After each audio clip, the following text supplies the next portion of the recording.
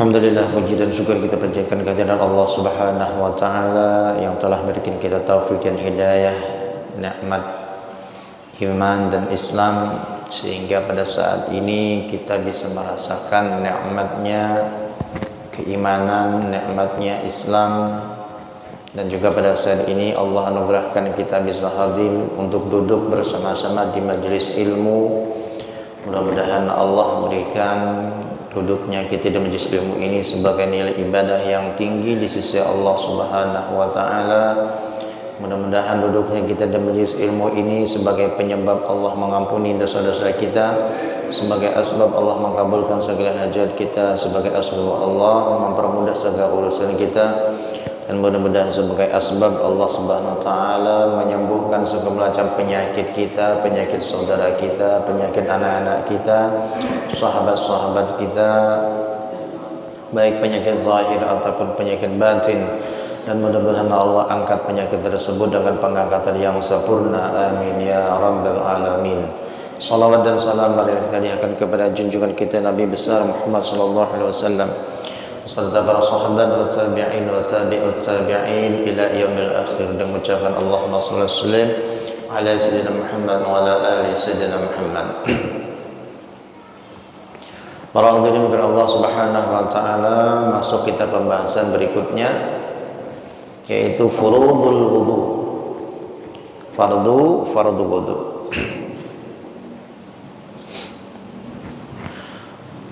Furudul wudu sittatun. Al-awwalu an-niyyah, al-thani ghuslul wajh, wa hadduhu min manabiti sya'ri ar-ra'si ila muntaha al-lihyan, wa dhaqani tulan wa 'ardan min al-udhuni ila al-udhun. Al-thalith ghuslul yadaini ila al-mirfaqain. Al-rabi' mashu syai'in min basharati ar-ra'si aw sya'rin fi haddihi. Al-khamis ghuslu rijlaini ma'al qa'bain. As-sadis at-tartib ala hadhihi al-kayfiyah. Sekarang pembahasan kita tentang masalah wudu. Wudu adalah syarat sahnya sholat kita. Kalau wudu kita sah, maka bagian yang selanjutnya, kewajiban yang berikutnya adalah memperbaiki sholat kita. Tapi kalau wudhu kita sudah tidak benar, wudhu kita sudah tidak sah, maka sholat kita sebaik apapun, sekhusyuk apapun, maka tidak ada nilainya di sisi Allah Ta'ala, bahkan tidak sah. Arti tidak sah ini belum menggugurkan kewajiban. Artinya kita masih punya tanggungan untuk melaksanakan sholat tersebut, karena sholat yang kita kerjakan tidak dalam keadaan bersuci. Kenapa tidak dalam keadaan bersuci? Artinya masih dalam keadaan hadas. Karena kita berwudu, ada salah satu rukun wudu yang tidak kita sempurnakan. Maka oleh sebab itu, wudu ini sangat penting kita ketahui bersama. Jadi target kita ketika mempelajari masalah wudhu ini tidak ada lagi kita yang bingung ataupun yang salah, yang ragu-ragu, yang keliru dalam berwudhu. Kita harapkan semuanya wudhunya sudah sah, ya, semuanya paham tentang wudhu dan juga bisa isbagh wal ihsan, memperbagus wudhu. Karena ya, kata Nabi SAW, orang yang berwudu dan memperbagus wudu itu nanti akan kharajat khatayahu, maka segala macam kesalahannya akan keluar dari tubuhnya. Hatta kharajat min adfarih, sampai-sampai keluar daripada kuku-kukunya, keluaran dosa-dosa kita. Jadi orang yang berwudu dan memperbagus wudu. Jadi bukan hanya sekedar wudu. Memperbagus ini secara zahir dan juga secara batin. Secara zahirnya rukun-rukunnya disempurnakan, yang sunnah-sunnahnya digawi, dan batinnya ketika berwudu ingat lawan Allah Subhanahu wa taala, maka inilah yang dimaksud dengan man ahsanal wudu'a, orang yang memperbaiki wudunya. Jadi wudu ini perlu kita khusyuk ingat lawan Allah juga, bukan hanya sekedar sholat yang kita perlu khusyuk, tapi dalam wudu ya, karena wudu ini adalah persiapan kita untuk sholat. Al-Imam Ali Zainal Abidin setiap kali berwudu wajah beliau itu pucat. Kenapa? Karena sebentar lagi beliau akan menghadap Allah Subhanahu wa taala di dalam sholat, sehingga dalam wudu itu sudah gemetaran, wajahnya pucat ya. Karena suatu hal yang dirasakan secara batiniyahnya membesarkan, mengagungkan Allah Subhanahu wa taala, sehingga ketika merasa menghadap kepada Allah dalam sholat, sehingga dalam wudhu pun sudah terasa sebentar lagi akan menghadap Allah Subhanahu wa taala. Nah, ini orang yang takut kepada Allah Subhanahu wa taala. Jadi semakin orang itu takut kepada Allah, maka semakin tinggi kedudukannya di sisi Allah Ta'ala. Semakin orang itu memperhatikan kewajibannya lawan Allah Ta'ala, maka semakin tinggi kedudukannya di sisi Allah Ta'ala. Jadi kalau kita hendak mengetahui kita ini, kedudukan kita ini seberapa besar tingkatan ataupun derajat kita, kedekatan kita di sisi Allah Ta'ala, cara mengukurnya adalah seberapa besar takutnya kita lawan Allah. Kalau dalam kehidupan kita, keseharian kita, rasa takut kita sangat kecil lawan Allah, itu menunjukkan kita jauh lawan Allah Ta'ala. Tapi kalau dalam keseharian kita selalu isi dengan rasa takut kepada Allah Ta'ala, dengan takut mengerjakan kemaksiatan, takut amal ibadah kita yang sudah kita kerjakan tidak diterima oleh Allah Ta'ala, takut dosa-dosa kita yang sudah kita minta ampun lawan Allah Ta'ala belum diampuni oleh Allah Ta'ala, takutan kita. Dan takut di masa yang akan datang, ketika Allah ambil ajal kita merasa takut kalau Allah ambil dalam keadaan su'ul khotimah. Jadi orang-orang mukmin itu selalu berada dalam ketakutan kepada Allah Ta'ala. Tapi ketakutan ini adalah bukan suatu hal yang tercela. Rasa takut kepada Allah di dunia ini adalah satu hal yang terpuji, bahkan dituntut kepada kita setiap orang mukmin. Karena di dalam satu hadis Nabi SAW, beliau bersabda, innallaha la yajma' 'alal 'abdi khaufain. Allah tidak akan mengumpulkan kepada seorang hamba itu dua rasa takut. Kalau Allah sudah kasih rasa takut di dunia, maka nanti Allah akan ganti dengan rasa aman di akhirat. Dan sebaliknya, kalau di dunia Allah kasih dengan rasa aman, kita selalu senang di dunia, kita selalu bergembira, ketawa, tanpa ada rasa takut di dalam hati kita, nanti Allah akan ganti rasa takut yang bersangatan nanti di akhirat.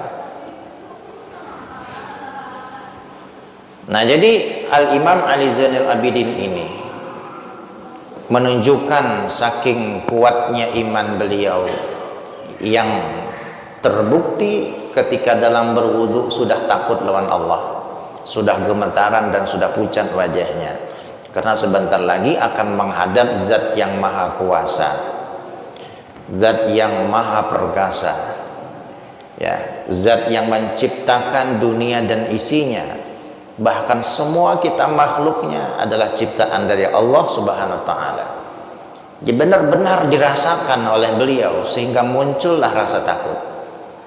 Nah, rasa inilah yang perlu kita rasakan sebagaimana yang dirasakan oleh Al-Imam Ali Zainal Abidin. Sehingga dengan rasa takut ini akan mendekatkan diri kita kepada Allah Subhanahu wa ta'ala. Nah, jadi dalam berwudu secara zahir rukun-rukunnya digawi, yang sunnah digawi, dan yang batinnya kita khusyuk di dalam sholat. Di dalam berwudu dengan cara mengingat Allah Subhanahu wa taala. Kayak apa cara gampang mengingat Allah Subhanahu wa taala di dalam berwudu? Yaitu dengan cara mengikuti sunnah-sunnah yang sudah diajarkan oleh Nabi. Nabi kita mengajarkan ketika membasuh tangan, ya, sebelum berwudu disunahkan basuh tangan, membaca Bismillahirrahmanirrahim. Sunnah pakai siwak, menghadap kiblat, menutup aurat. Ini sunnah-sunnah nih. Jadi sunnah-sunnah ini jangan kita gampangkan, karena sunnah-sunnah ini mempunyai dampak yang sangat luar biasa ke dalam jiwa kita. Kalau kita gawi sunnah ini dengan cara istiqomah, Masya Allah luar biasa dampaknya. Akan memperkuat keimanan kita dan kenikmatan di dalam kita beribadah kepada Allah Subhanahu wa taala. Ketika kita kumur-kumur, ya, ketika kita memasukkan air ke dalam hidung, nah itu ada doa-doanya. Allahumma arihni raihatal jannah wa a'udzubika min rawaihin nar. Ketika masukkan air ke dalam hidung, ya Allah, ciumkanlah hidungku ini baunya surga. Dan ketika membuang airnya lagi, doa lagi, ya Allah, aku berlindung daripada baunya api neraka.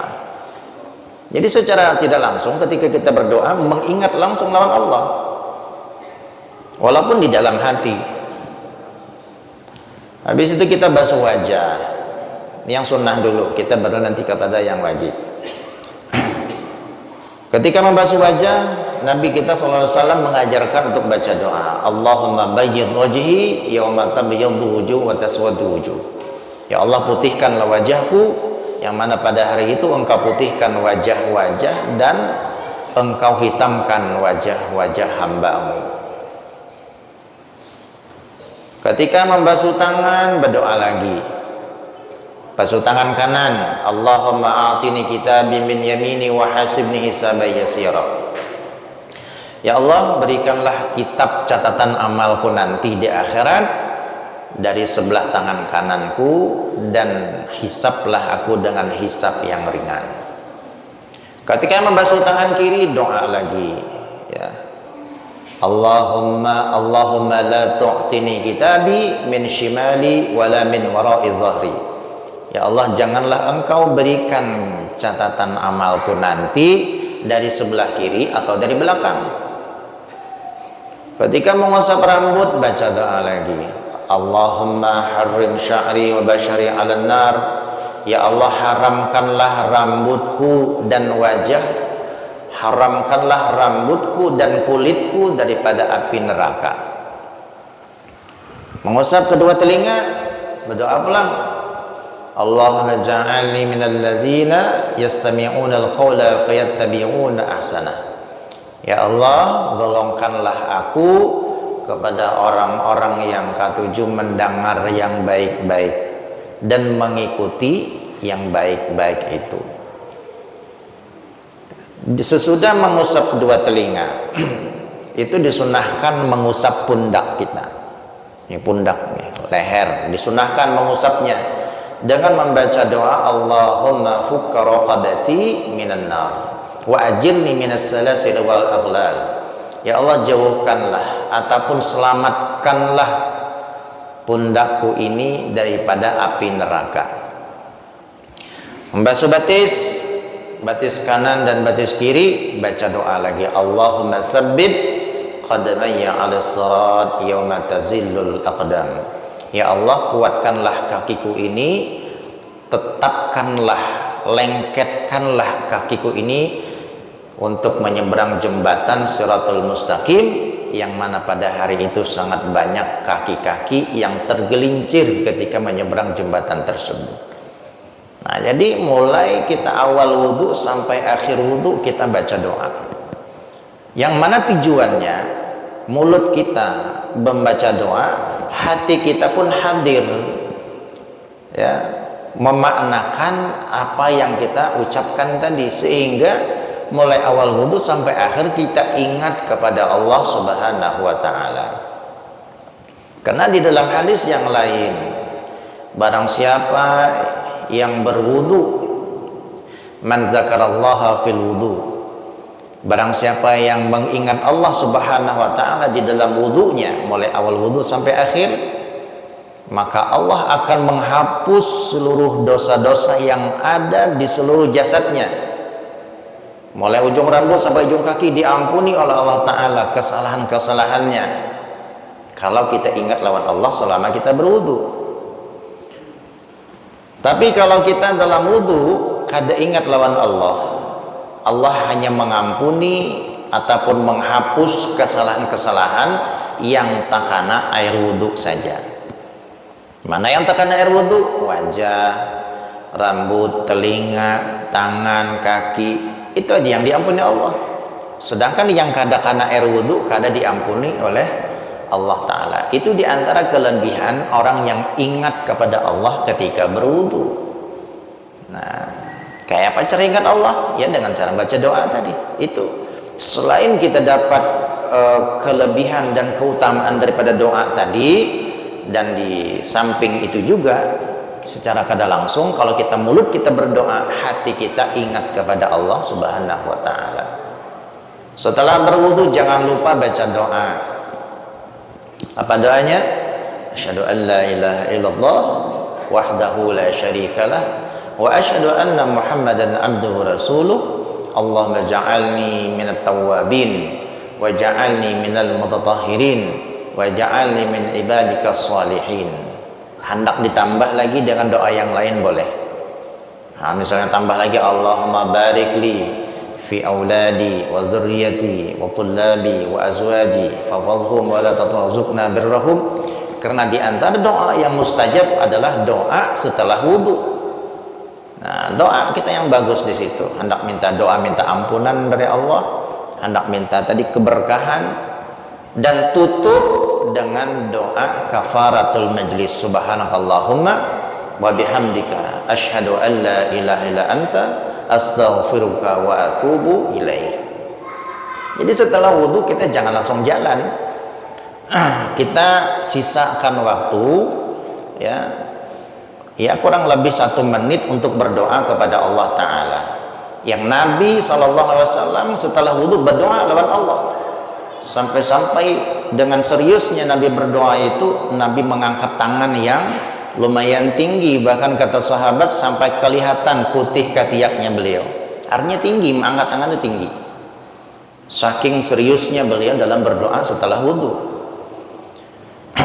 Sehingga di antara keutamaan orang yang membaca doa setelah berwudhu dan membaca doa ketika berwudhu tadi, dalam basuhan-basuhan wudhu yang usapan wudhu tadi baca doa, setelah wudhu berdoa pula. Di dalam hadis Nabi SAW disebutkan, barang siapa yang membaca doa-doa tadi kata Nabi SAW, maka futihat abwabul jinan as-samaniyah, maka akan dibukakanlah pintu-pintu surga yang 8 untuknya. Fadakhala min ayyiha sya'at, dan dia dipersilahkan untuk masuk ke pintu manapun yang dia kehendaki. Ini luar biasa nih ya, hikmah yang sangat besar. Padahal gawiannya ringan aja, kita baca doa ketika wudu, habis selesai kita baca doa lagi ya, sehingga Nabi SAW sampai seperti itu ya, memberikan keutamaan yang sangat besar. Pintu surga yang ke-8 itu dibuka oleh Allah Ta'ala, dan kita dipersilahkan untuk masuk ke dalam surga tersebut di pintu manapun yang kita inginkan. Dan tentunya ini harus kita gawi, kita amalkan dengan cara istiqomah. Kada kawa sekali 2 kali, mulai kita tahu sampai kita meninggal dunia, istiqomahkan baca doa ini. Selain keutamaan itu akan dapat, maka keutamaan ya, resapan-resapan rohani kita akan dapat juga daripada hikmah daripada doa yang kita panjatkan tadi ya, minta putihkan wajah. Maka nanti Allah akan kasih di dunia wajah kita nyaman dipandang orang, Ya, sima wujuhus salihin min athari sujud. Orang-orang yang saleh yang banyak sujudnya, nanti Allah akan kasih bekas pada wajahnya. Allah kasih tanda pada wajahnya. Ini orang yang sujud. Begitu juga orang yang banyak wudunya. Berwudu, berdoa ketika berwudu, maka juga Allah akan kasih ya tanda. Allah akan kasih kelebihan pada wajahnya itu, nyaman dilihat. Ketika orang melihat akan ingat kepada Allah Subhanahu wa ta'ala dengan banyak sujudnya, dengan banyak wudunya, dengan banyaknya doanya, dengan takut dia kepada Allah Subhanahu wa ta'ala, maka ini akan diberikan dampak yang luar biasa ke dalam rohaninya. Di zaman tabi'in ya, di zaman tabi'in itu saking banyaknya orang-orang yang soleh, kalau ada salah satu tabi'in yang lagi malas ibadah, mereka mendatangi kepada sahabatnya dan memandang, hanya dengan memandang wajahnya saja, maka seperti aki yang sudah low baterainya itu seperti dicas kembali, full kembali. Bahkan kata tabi'in itu sampai sekali pandang wajah orang yang saleh itu 1 bulan semangat ibadah, hanya 1 kali memandang wajah orang yang saleh. Karena apa? Karena saking banyaknya sujudnya kepada Allah, saking banyaknya sholatnya, saking banyaknya bacaan Qur'annya, zikirnya, takutnya kepada Allah, dan banyaknya wudunya kepada Allah, sehingga Allah nampakkan pada wajahnya sima wujuhus sholihin. Yang dampak daripada wajah itu akan berpengaruh kepada orang yang memandangnya. Orang yang memandang asalnya hatinya keras menjadi lembut, yang asalnya hatinya mati dihidupkan oleh Allah Subhanahu wa ta'ala. Itu sebagaimana kalau kita melihat wajah-wajah para ulama, wajah-wajah orang-orang yang saleh, wajah-wajah para aulia Allah Subhanahu wa ta'ala, maka ketika kita memandang, yang kita ingat adalah Allah Subhanahu wa ta'ala. Kenapa? Memang sudah Allah kasih sir pada wajahnya. Nah, jadi itu akan masuk pengaruhnya ke dalam hati kita pun akan ringan untuk beribadah kepada Allah Subhanahu wa ta'ala.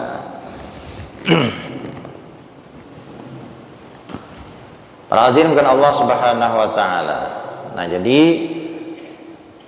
itulah kelebihan orang yang berilmu dengan orang yang kada berilmu.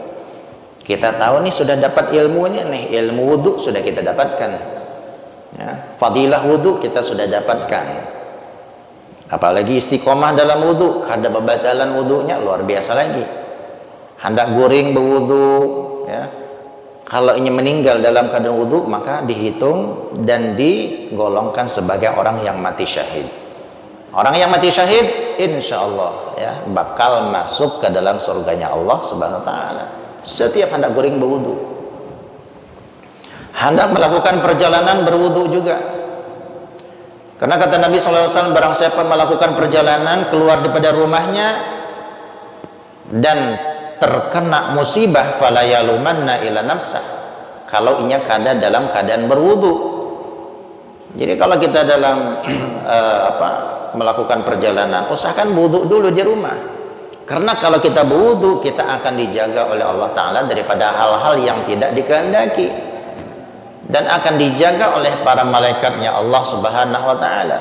Kalau kita kada ada bisi wudu, seperti perisai itu kita kada berisi, sehingga kalau ada musibah langsung menimpa kita, maka jangan disalahkan ujar Nabi ya, kecuali kepada diri kita sendiri. Kenapa kita keluar rumah kada berwudu? Jadi kalau keluar rumah hendak aman, terhindar daripada musibah, terhindar daripada hal-hal yang tidak kita inginkan, biasakan berwudu ketika kita hendak keluar rumah. Hendak melakukan perjalanan jauh ataupun dekat, biasakan berwudu.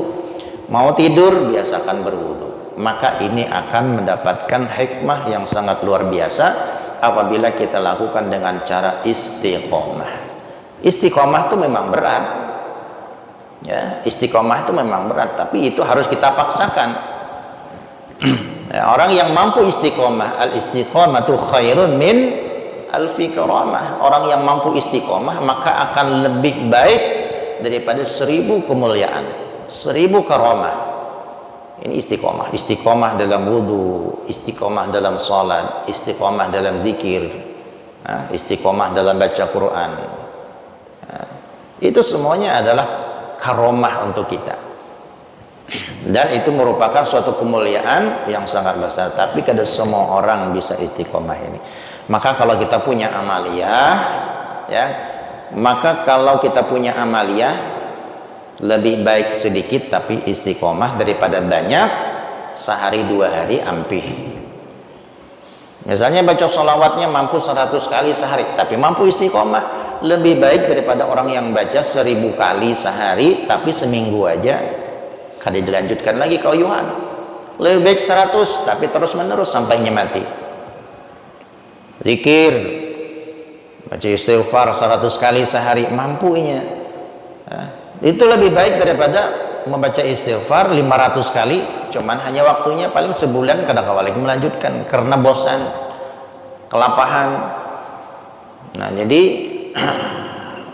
istiqomah itu walaupun dikit itu akan lebih baik daripada yang banyak tapi kada dilakukan dengan cara istiqomah. Oleh sebab itu ya, kalau kita sudah punya amalan, istiqomahkan. Kalau belum punya amaliyah yang mampu kita istiqomahkan, maka carilah amaliyah yang sekiranya mudah kita untuk istiqomah.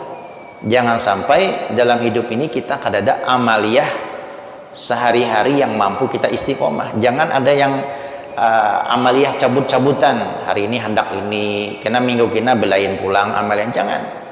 Ya, istiqomahkan apa yang kita mampu, istighfar kah, sholawat kah. Kalau mampu sholawat terus. Karena kalau sudah istiqomahnya tambah amalan yang lain. Mampu lagi istighfar, mampu la ilaha illallah. Ya, pokoknya satu amalan istiqomah, kalau sudah istiqomah baru nambah kepada amaliyah yang lain. Karena amalan yang istiqomah inilah nanti yang akan berdampak ke dalam jiwa kita.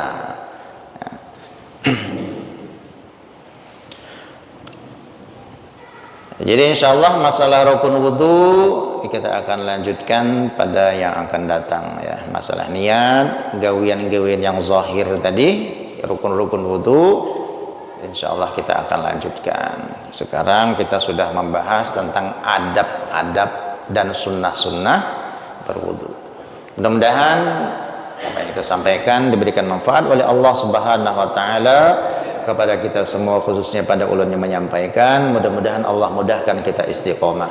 Mudah-mudahan Allah berikan kita amaliyah yang mudah kita amalkan dan menjadi kebaikan untuk kita dunia maupun akhirat. Amin ya rabbal alamin. Ala hazinah walikina salih wa ala man salafun al-fatihah.